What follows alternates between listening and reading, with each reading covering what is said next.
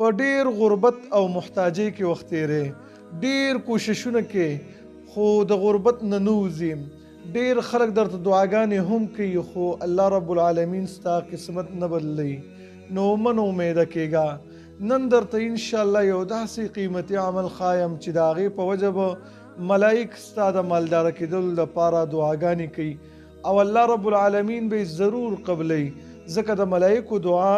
الله رب العالمین نه رد کوي زمونږ یو خوږ عالم دین ملګری دی هغوی زه ډېر زیات محتاج وم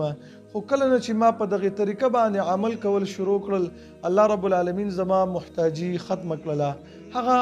عمل څه شی دی او نبی کریم صلی الله علیه وسلم څه طریقه ښودلې ده چې ملایک ستا د مالداره کېدو لپاره دعاګانې کوي امام بخاری رحمه الله روایت ذکر کړی دی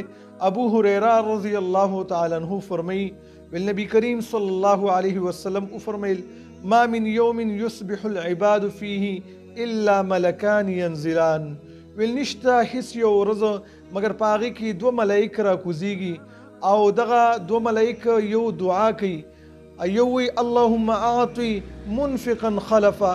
یا الله هغه څوک چې هغه مال لګي صدقه کوي رب العالمین هغه له خسته بدلی ورکي یعنی رب العالمین مالدار کې او دویم دعا کوي اللهم اعطي ممسكا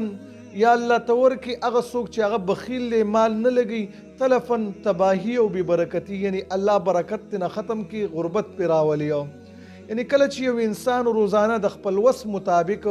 هر سحر کې صدقه کوي د ملایکو په دغه دعا کې به راځي کله 100 روپۍ دی وسی نو هغه د الله په نوم باندې ورکوه نو الله رب العالمین بستا مال کې برکت چي مالدار بدی کې د ملایکو د دعا بستا د پاره الله ضرور قبلي